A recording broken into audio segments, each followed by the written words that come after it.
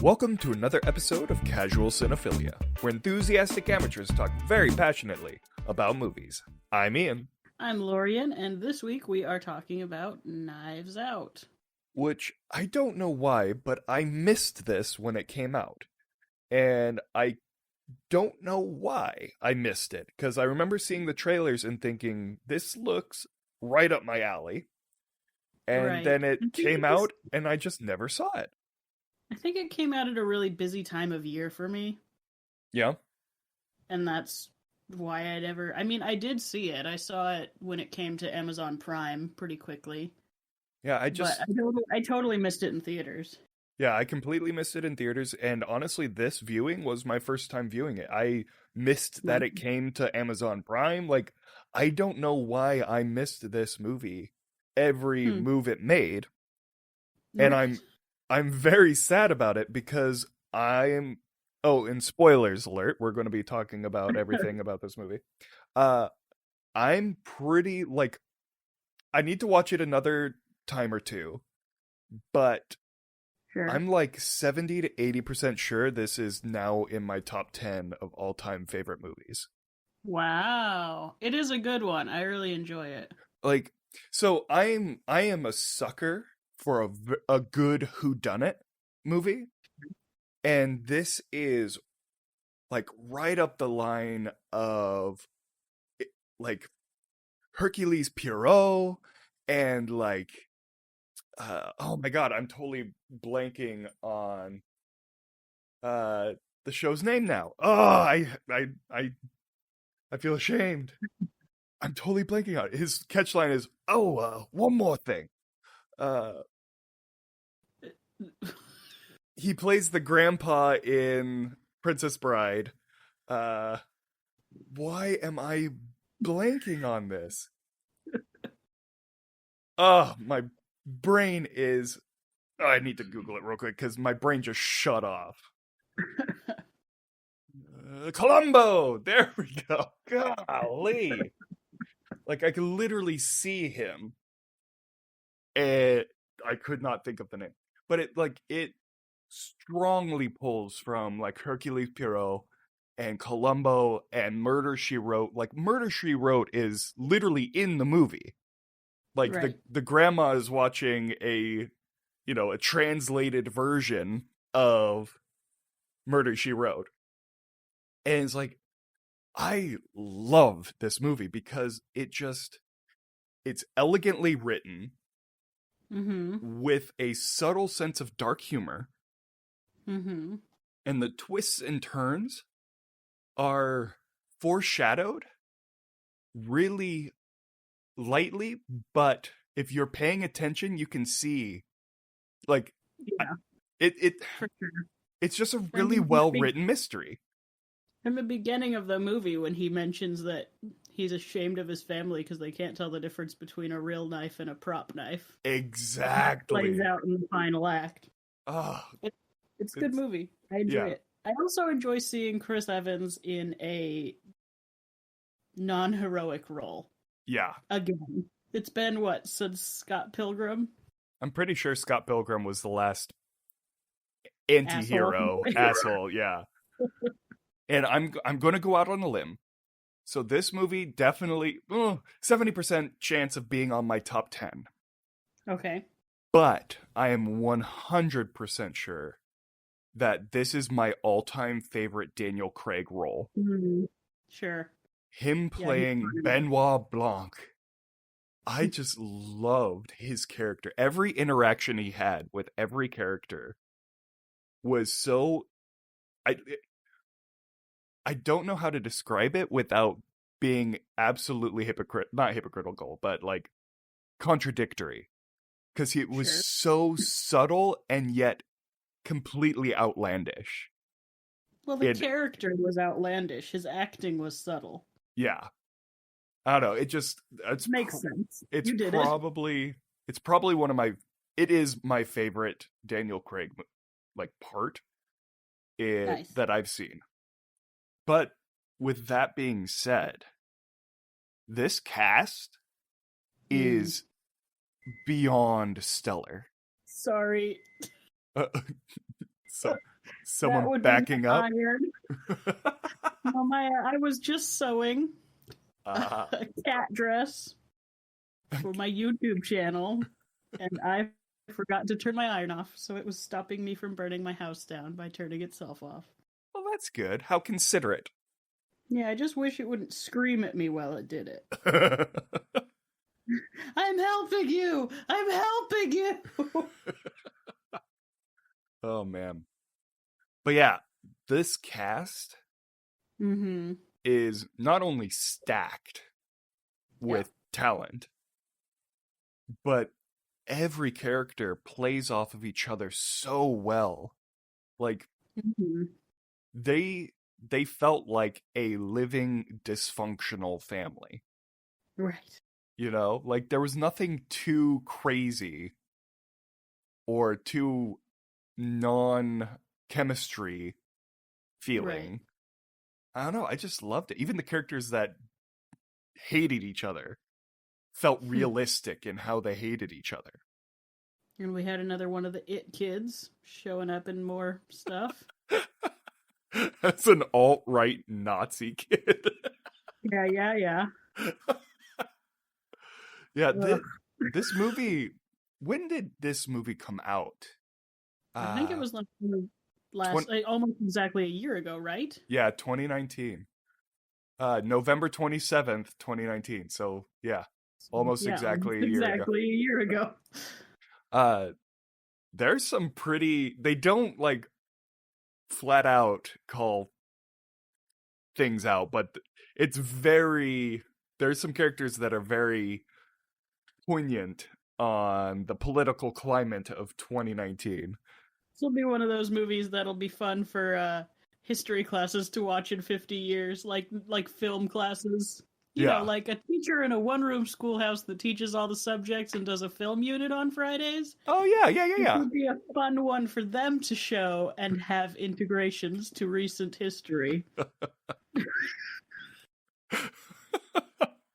Hey, yeah. No, totally. And it's PG-13, so that's perfect. That's perfect so for if there were that rule for some reason in place in this mythical setting, it would work out fine. Oh, man. Yeah. No, totally. Yeah, I was enthralled from beginning to end. And so this was directed by written and directed by Rian Johnson. Yep.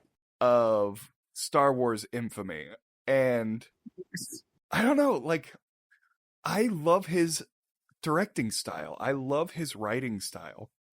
And it's just really interesting. Like, I think that's why I am one of the few apologetics of The Last Jedi, is because I like his directing style so much that I can forgive some of the Listen, I'm going to say breaks. something controversial right now. Uh-oh. That a lot of people in a lot of communities are going to disagree with me on. There is not a single Star Wars movie that I dislike. Whoa. Really?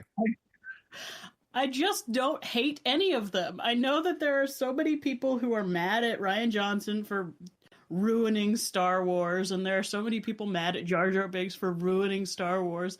And while there are moments in the movies that aren't my favorite, there isn't a single movie that I'm like, oh god, I don't want to watch this one when I'm watching Star Wars. They're all fine.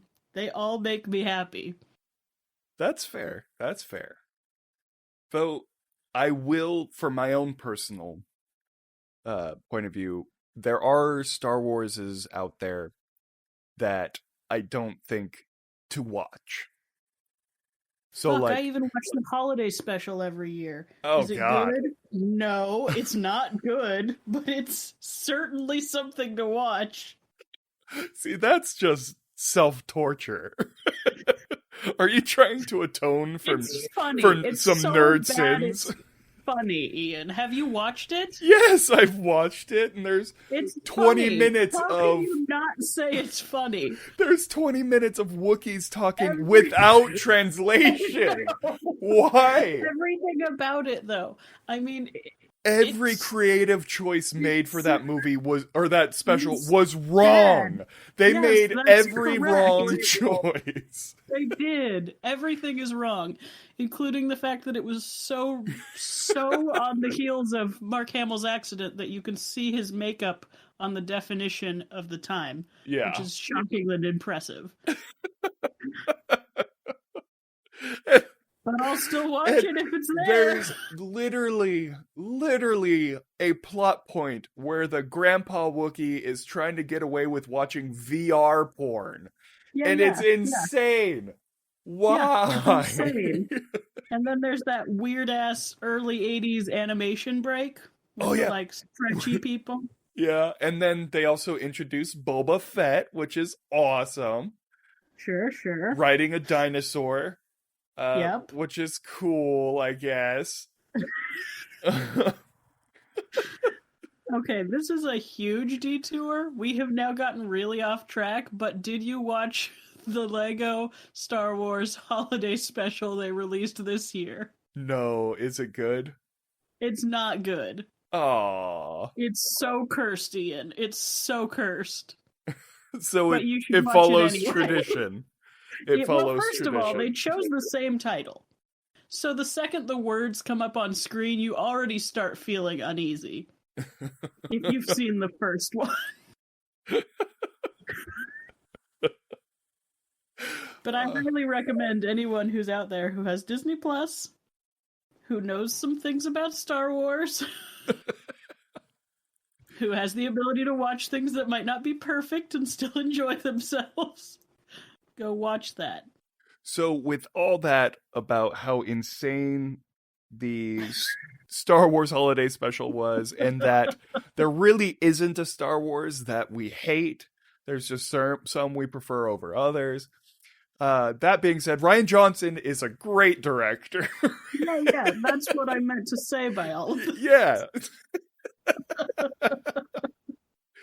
No, like, his style, like, it's hard to, like, justify saying, like, he's similar to like, Edgar Wright, because Edgar Wright is so flamboyant in his style, you know? I get what you mean. I was just going to say, before you used the word flamboyant, his stuff feels similar, but in a much more grounded sense. Yeah. Like, I don't know, Edgar Wright has a very, like, you can see his style of directing. It's very musical, it's very percussive, it's very stylistic. And this one, Rian Johnson has a very similar beat, but instead of acid jazz, it's smooth jazz. You know? Like, like it's a slower, more reserved style, but it has that eccentricity to it. Sure. And I love it. I just dig it. Like, I can just sit back and enjoy this mystery that's unfolding in front of me. Yeah, its style's really well suited to this sort of larger than life locked room whodunit kind of a thing too. Yeah. Not that this was a locked room, but it had that vibe, the very classic kind of murder mystery vibe. Yeah. It's a subdued clue. Yeah. Yeah, where all the characters are somehow worse people. Yeah, somehow. No, I like going through this movie, like, every single character, other than, you know, Benoit Blanc and Lakeith Stanfield's detective character and Miss Cabrera, like, and the detective assistant, the trooper. What was his name? I remember. You know who I'm talking about. Yeah. Like, other than them, they're all just terrible people. Yeah. Like, they're just, and I loved the running gag of, I wanted you at the funeral, but I got outvoted. You know, like Right. everyone Every single says that person. to her. Right. They are just all horrible people. Ugh. In a very realistic way. Yeah, in I see some of those in some of my relatives, you know, and Sure. my family, and you're just like, now Oh.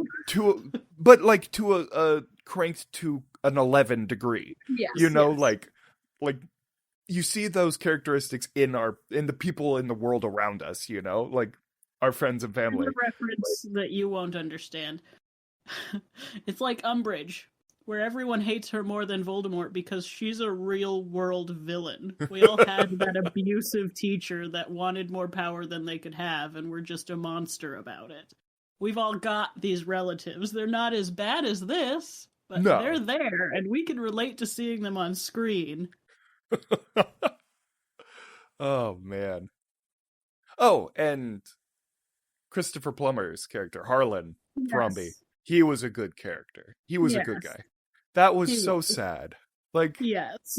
The that ending of this movie is like, oh no. it's such a bittersweet ending Yeah. because it's an absolute victory for Benoit Blanc and Marta Cabrera. Like they win, but that realization that if she would have just listened to her heart at the beginning and called the Hmm. hospital and not fault, like as Benoit said, played Harlan's game, Right. she could have saved his life because they would have realized that Right. he wasn't overdosing on Morphine. morphine.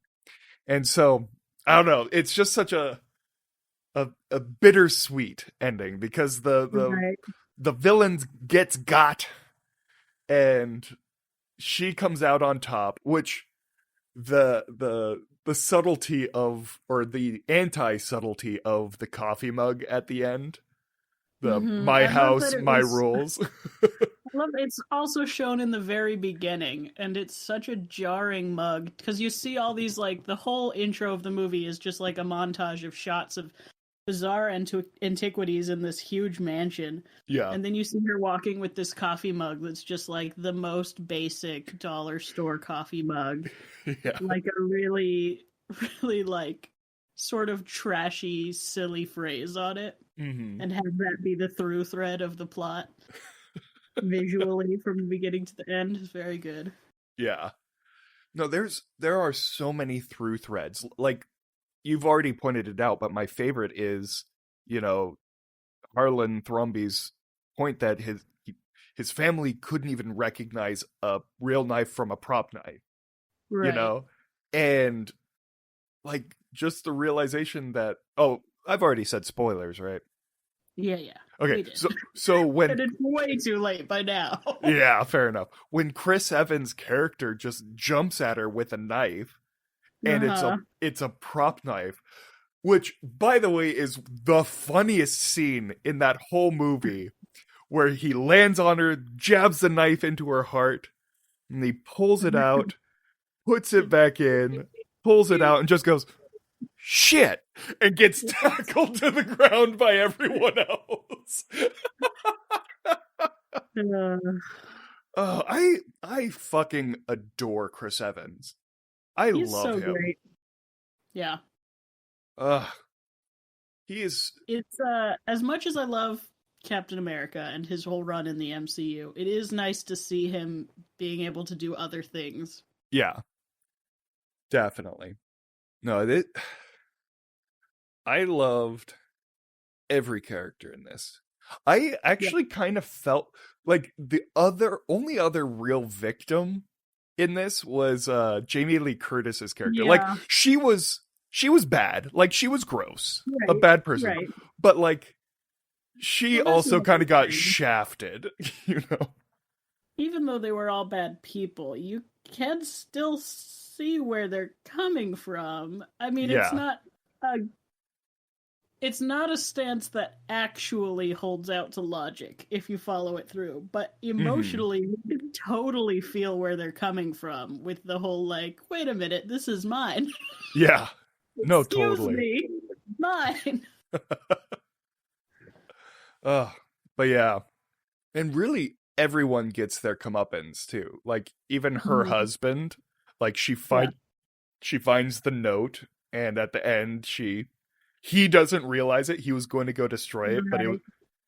but it was blank, and so ah, Yep. just all these little things. And that was, that was brought up at the beginning. It was like him Hmm. and I had our own secret language, and then Right. I think there's a scene halfway through, like you see her standing in front of a couple of those notes, and they're kind of Mhm. there's stuff Got a written little on bit of them. burn on him. Yeah, and so if you're paying attention, you can see, oh, there must be something else on that note, You're right. and then it comes to fruition at the end. Uh I don't know. Rian Johnson he's one of my favorite directors, and I feel so bad that the nerd world has turned against him. Hmm. And Eh, they'll come back around. I'm sure they will, but I people are, I'm going to go back on the Star Wars rant. I apologize. Right? But That, people blame Rian Johnson for ruining Star Wars. They're wrong. People Mhm. are blaming J.J. Abrams for ruining Star Wars. They're wrong. It was Lucasfilm and Disney not having a plan. Like, Right. there was no plan. It was Lucasfilm and Disney that ruined that Star Wars series. And ruined, I mean, as in it didn't hit the expectations, the unreachable expectations of the nerd world. Let's be Sure. honest, Right. that's unreachable. Right. But it was their dropped ball, not Rian Johnson, not J.J. Abrams. They did the best that they could with the tools that they were given. And I think they ended up doing a pretty damn good job with the insanely twisty and curly tied threads that they were trying to form into a coherent piece, Sure. But I don't know. I think J.J. Abrams and Rian Johnson get way too much crap for the Star Wars trilogy, the sequel trilogy. Sure. So give my boy Ryan a break, people. Just leave Ryan alone. No, not a part of the pop culture you are aware of. No, I leave Brittany alone. Wasn't that a Yeah. guy? Yeah, dude. I Perez, right? don't know. Sure. It's been a really long time. It's making me feel old. Hey, I couldn't remember fucking Columbo, so don't worry about it. But you shouldn't remember Columbo, since it didn't coincide with your existence on this planet at any point. Yes, it did. I watched Columbo and Hunter and Murder, She Wrote with my mom back in the day. And I think that is why I love this movie so much. Like, growing up, I watched all those shows, all those whodunits, the murder mysteries and stuff like that. And so this Knives Out just, like, hit a nostalgic resonant chord. Like, to the point where the credits rolled, and my first thought was, I need to find a way to get to my mom's and watch this with her. Like, my mom would love the hell out of this movie. Mm. Like, she'd be all about it. I can't say enough about this movie. I am a massive fan. It's the more I talk about it, the more I realize it is now in my top 10. I don't know where it is in my top 10 yet, but it is in my top 10. Ah, I love it. If you want to see Ian's top 10, it'll be listed on the Patreon. Oh shit, now I actually have to put Oh no. Okay. If only you had editing power over the episode and could take whatever I say out if you wanted. But that takes effort. Oh no. What's more effort? Now you have to choose. I think I actually do want to make a top 10. Just so I can actually quantify that thought, I always talk about movies being in my top 10, but I'm pretty sure there are at least 30 movies in my top 10 at this point. Right. So I should probably actually quantify it. So I will take on the challenge. I will All right. make a top Ian's 10. top 10. It's going to be on the Patreon for free for all to view. You can see what Ian likes in movies for no cost. How generous. I am benevolent. No, I really do actually want to figure out what my top 10 is. I want to know what my number 1 is. I'm going to have to do a serious deliberation on this. This might take a minute, but Well, you have until Thursday. That's a short amount of time. Okay, I will get it done. I will get it done. All right. Do you have any other final thoughts about Knives Out? I don't think so. I just watch it. There's not much more to say about it without just talking through the entire plot of the movie. Yeah. No, I totally agree. Like, this is a high recommendation from me.